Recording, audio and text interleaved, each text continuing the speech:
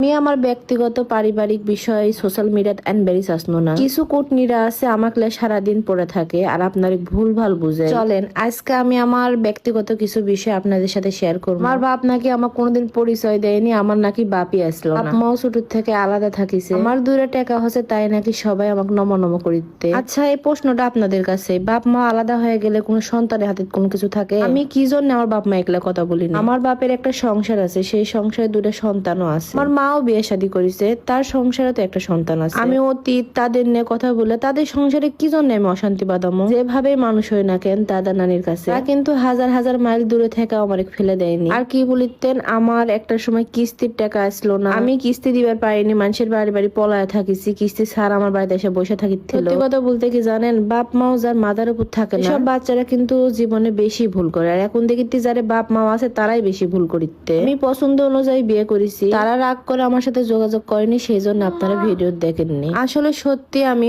খুবই দরিদ্র ঘরের বিয়ে সন্ধ্যা শোনো। কিস্তি, গ্রামের মানুষেরা কিন্তু কিস্তির উপরই নির্ভর করে বেঁচে থাকে। আমার কিন্তু একটা সময় অনেক কিস্তি আসলো, ৩৫,০০০ টাকা মাসে কিস্তি দেওয়া লাগছিল। আমার শহরে কাজ করেছে, শহরে কাজ করেছে, শিমুল ৩ দিন ৪ দিন চেনি চালাছে, বাড়িতে আসেনি। আল্লাহর হস্তে বলিতে কোনোদিন মানুষের পলায় থাকা লাগেনি কিস্তি ছাড়ের জন্য। আপনারা এতটা জঘন্য মানুষ এগুলো নিয়ে পড়ে থাকেন, মানুষের অতীতে লাড়া দিতে এতই ভালো লাগে। আমি কষ্ট করেছি জীবনে, তাই সফলতা পাচ্ছি। এখন যে ভিডিও করিতে, বাড়ি করেছি, গাড়ি করেছি, এখন যে কিস্তি নাই এমনটিও কিন্তু না। আমি মেয়ে মানুষের মাসে ৩০,০০০ টাকা কিস্তি দিই। এই যে বলিতেন পেট দেখায় দেখায় ভিডিও করিতে, এই সময় আল্লাহ করে ভয় করে না। আচ্ছা আপনার আল্লাহ আছে, আমার আল্লাহ নাই, আমার কি আল্লাহ করে ভয় না? আমি টিকটক ভিডিও করি, আপনার টিকটক ভিডিও দেখেন না, পাপ হয়, আপনারে পাপ হয় না? করলে দোষ, দেখলে দোষ নাই, তাই না? আমি একটা মেয়ে মানুষ আর বিবাহিত মানুষ, আমি প্রেগনেন্ট হবারই পারি, আর এটা আমার একটা কাজ। আপনারা যে বলিতেন পেটলে ভিডিও করে করে ভিউ কামাতেন, আপনি আমাকে 10টা টাকা দিয়া যাবে? আমার প্রত্যেক মাসে ৩০,০০০ টাকা করে কিস্তি, বাড়ির ভেড়া আছে, সে একটা মানুষ রাখেছি, তাকে প্রত্যেক মাসে আমাকে বেতন দেওয়া লাগে,